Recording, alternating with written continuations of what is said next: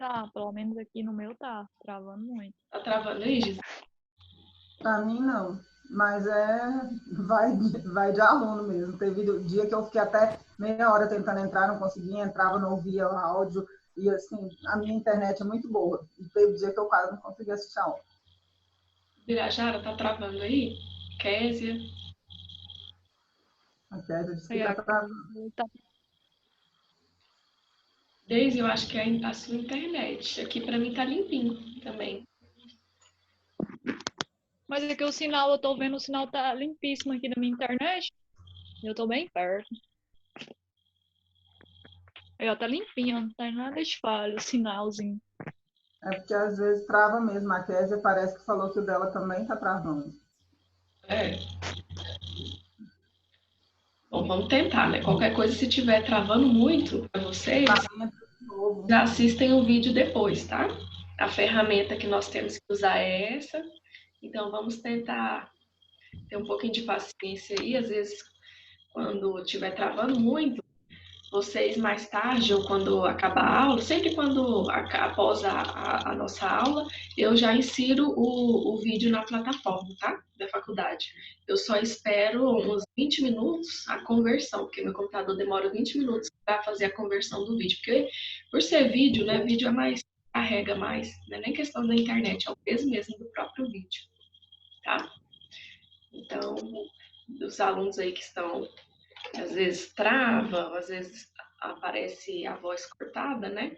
Vou pedir para vocês, após o término da aula, acessarem a plataforma, certo? Eu mudei o local também pra ver se para de travar. Coloquei ele mais no alto, no Isso, suporte aqui. coloque ele mais próximo possível do molde. Mais próximo possível do molde. Então, nossa prova, a coordenação passou para vocês, né? São 16 questões, deu uma flexibilizada aí melhor. Cada uma valendo meio ponto, né? Não é de 0 a 5, é meio, tá? Ela, o material que nós vamos trabalhar, Brasil Colônia e Brasil Império, ficou bem tranquilo, porque pelo menos Brasil Colônia nós trabalhamos em sala de aula, e não é um conteúdo tão complexo igual o Brasil República. Brasil República ficou bem difícil de compreensão, é mais pesado mesmo, porque são muitas as trocas de governo, as trocas presidenciais, então ficou bem complicado da gente entender. Mas eu penso que a prova sendo dividida, a P1, Brasil Colônia, Império, e a P2, redemocratização do Brasil e ditadura militar, fica tranquilo da gente trabalhar, certo? Aí eu queria que vocês ativassem os microfones para eu conseguir entender quais são as dúvidas, o que é que vocês trazem de dúvidas. Primeiro, sobre a temática do Brasil Colônia. O que é que às vezes ainda não ficou claro? O que é que nós podemos trabalhar aí com vocês para tentar sanar essas dúvidas? A gente sabe que o período do Brasil colonial ele vai de 1500, né, que é o descobrimento do Brasil. Oi? Aí ele vai até 1500 até o período da. Vocês falam lá que. Até 1808, né? Que ele se finda em 1808 com a chegada da família real no Brasil. Que aí esse período já é o período imperial. O que marca o período imperial é a chegada da família real no Brasil, né? Então, o período de 1500 é mais quando os portugueses, né, chegam ao Brasil, o Pedro Álvares Cabral comanda uma navegação em busca de descobrimento de terras. Chega todo aquele processo de colonização do Brasil, né?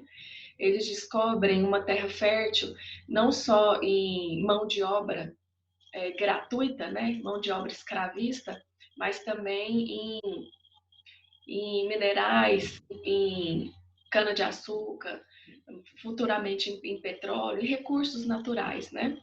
Então, essa descoberta para os portugueses, para os colonizadores, foi de imensa importância para agitar o comércio manufatureiro, né? A gente sabe que o comércio parte primeiramente da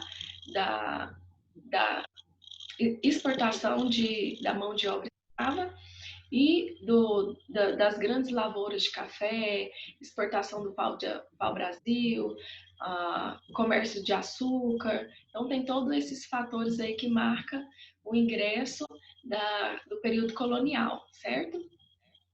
Professora, as especiarias também entram, né? Nesse Isso. período? Nós temos o cravo da Índia, né? Com uma importante especiaria da época. Aí vão descobrindo vários interesses mesmo que levam a erguer o comércio e a se beneficiarem com o lucro, né, desses recursos. Deu para perceber que desde o descobrimento do Brasil que os minérios são explorados ao máximo, né? Esse período ele perpassa por um marco de grande exploração dos minérios da natureza, né? Grande exploração dos recursos naturais do Brasil.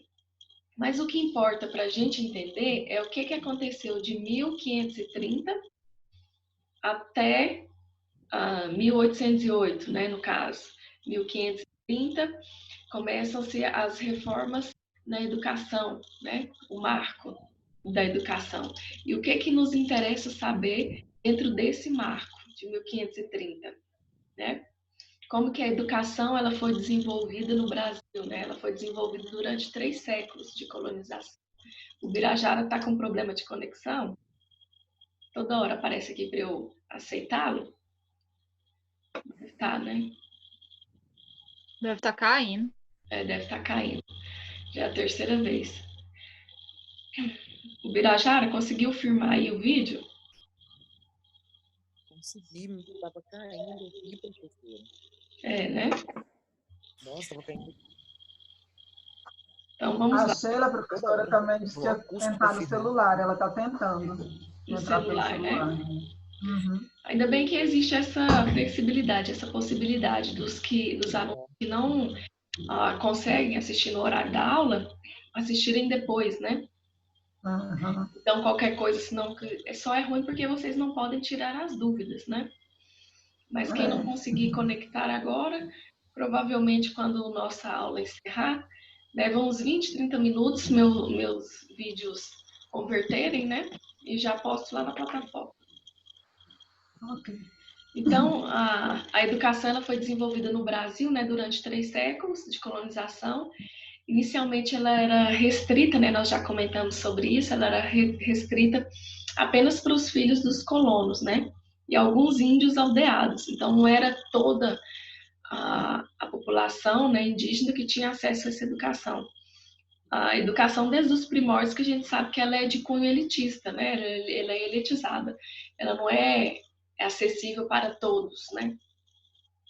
E até meados ali do século XVIII, as bases que eles ensinavam nas colônias, né? Ela era consistida em métodos, né? Sempre eles tiveram a preocupação de construir metodologias de ensino, né? Metodologias, a gente não pode falar em práticas educacionais, porque esse termo é super recente, né? Mas vamos colocar como metodologias para tentar organizar esse ensino. E a primeira metodologia adotada, vocês saberiam me dizer qual foi? O primeiro método adotado para tentar organizar o ensino nessas colônias? Vamos participar?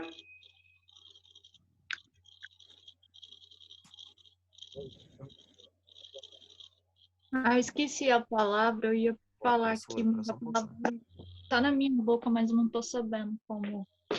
O primeiro método educacional que foi estabelecido na época do Brasil colônia, teve-se um método muito importante que vocês não podem esquecê-lo jamais. É questão de questão de vida ou morte para vocês. Eu tô tentando lembrar. Professora, seria tipo a catequese? Mas não é essa terminologia, né? A gente tem que lembrar bem qual era a A educação terminologia. jesuítica?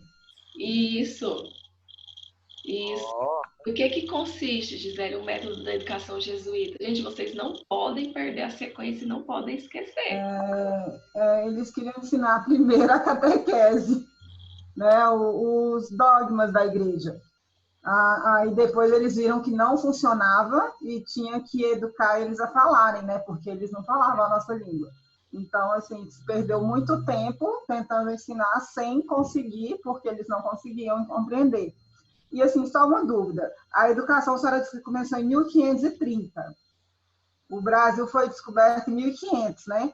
Durante esses 30 anos não fez nada Não da fez educação? nada, não. Nossa. A educação, ela realmente só houve uma preocupação a partir de 1530 e em diante. Não é que essa educação jesuíta, ela é construída. Sheila, querida, conseguiu? Oi. Não é que a educação jesuíta, ela se finda, ela inicia-se em 1530, é a partir, certo? Então, assim, durante esses 30 anos, realmente não teve-se uma preocupação alguma com a educação. A educação, ela pôs-se de lado para uma atenção maior em explorar mesmo os recursos naturais. Então, teve a exploração dos recursos naturais e a exploração da mão de obra escrava. Esse período ficou restritamente para cumprir esses dois pontos, né? Lidar ali com a escravização do índio, né? Em primeiro recurso, e depois ampliar o comércio, né? Ampliar esse lucro, já que o Brasil era, como diz o ditado, né? Um prato de mão cheia para a movimentação do comércio. Entendi. Então, a educação jesuíta, ela consiste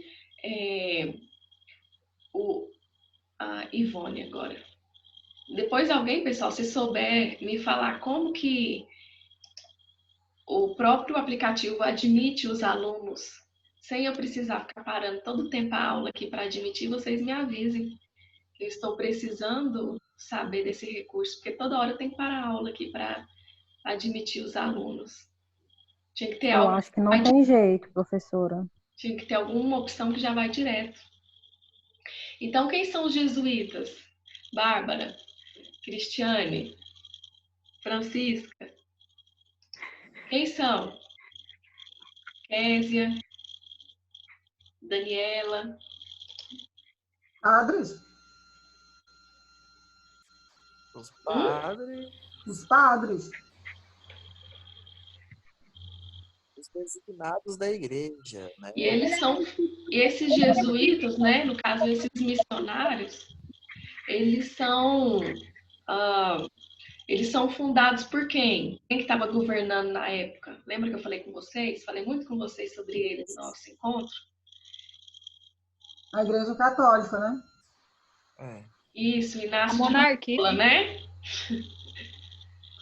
O quê? Inácio de Loyola estava governando nesse período e instaurou a educação jesuíta. A gente sabe que a Igreja Católica ela já vinha com muito poder político, né? Poder econômico por questões financeiras, puramente financeiras. A gente sabe que a Igreja Católica ela movimenta a maior fonte de lucro hoje e daquela época do Brasil Colônia, Brasil Império. A Igreja Católica sempre foi uma província muito benéfica para a política, né? Por isso essa parceria entre os seios católicos, né, é positivo para a política, porque ela consegue emergir grandes fatores aí econômicos, né? Então a Igreja Católica percebe a necessidade de instaurar uma educação voltada simplesmente para a catequese. O que seria essa catequese? Um ensino mais tradicional, católico mesmo. Essa coisa dos mandamentos, do amor ao próximo, do não matarás, era um ensino totalmente religioso, tá? Se hoje nós temos na nossa Constituição que o ensino religioso ele tem que ser laico, ele tem que atingir tanto a, a, a religiosidade ali católica, quanto os ateístas, quanto o candomblé, quanto o budismo, o cristianismo, certo? Na época do catolicismo não tinha essa preocupação, na época da educação jesuíta, desculpa, não tinha essa preocupação se o ensino, por mais que ele seja de cunho religioso, mas ele tinha que ser, essa religião tinha que ser unicamente a católica, certo? Não podia ser contemplada, por exemplo, pela educação indígena, né? Ou a religião indígena. Estava totalmente descartada e fora de Constituição, né? A religião que tinha que predominar era a religião dos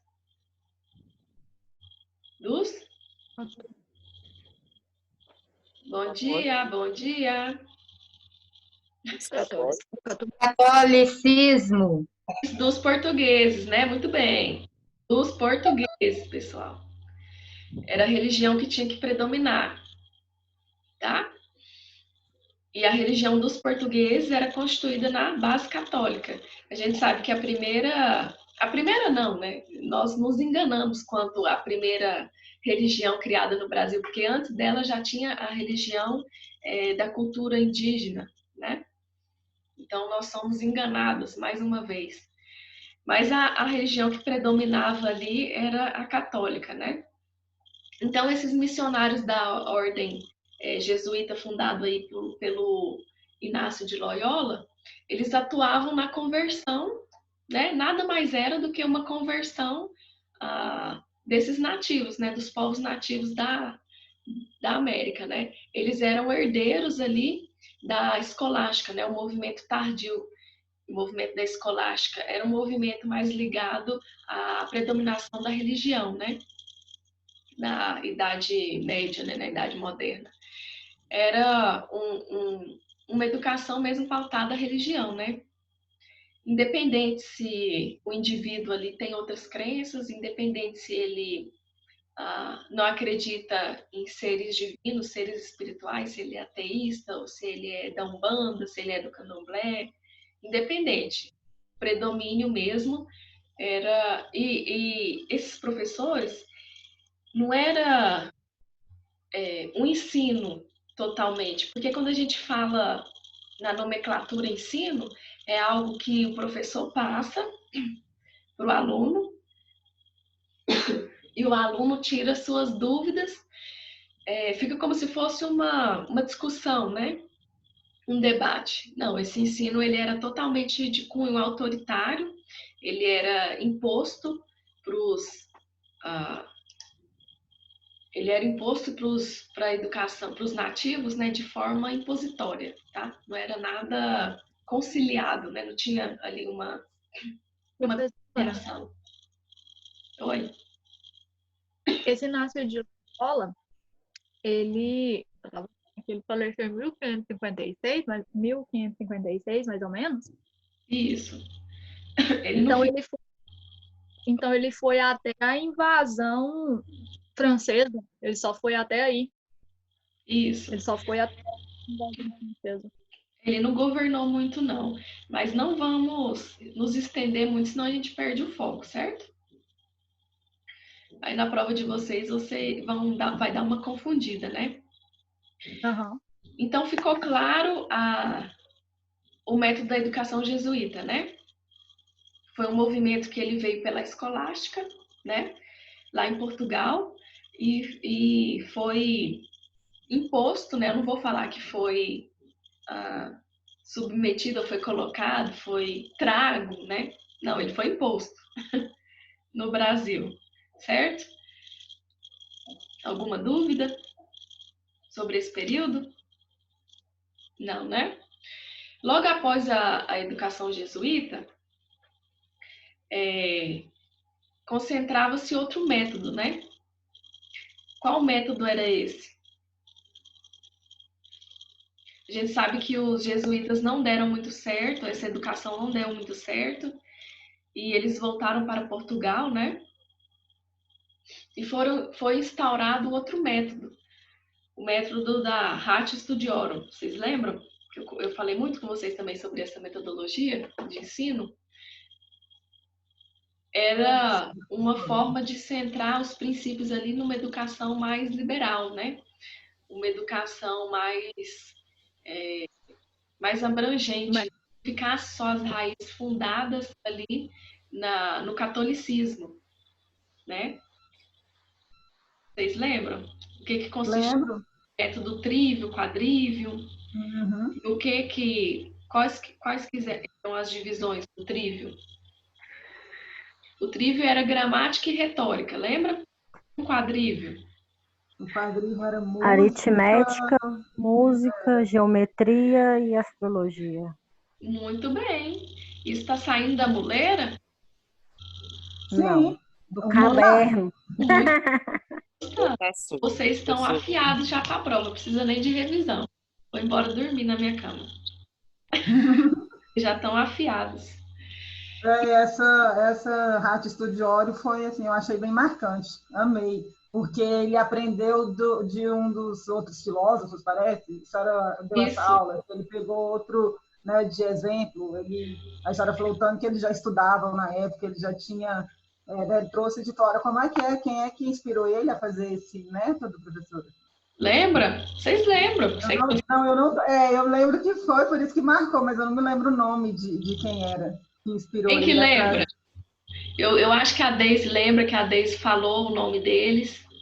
Eu gostei muito desses Quem mais que lembra? Quem foi? De onde que eles tiraram essa proposta? Professora, a senhora falou dos judeus, é isso? Oi? Esse modelo estudioso dos judeus? Onde ele tirou? Isso, da onde que eles tiraram da onde? Tiveram duas cabeças pensantes, digamos, para criar esse método. Eles só aplicaram, por criação deles. Aristóteles? Eles só aplicaram. Tomás Aquino e Aristóteles, né?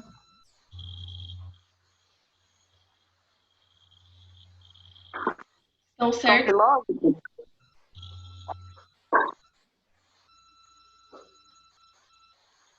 E o que constituía essa metodologia?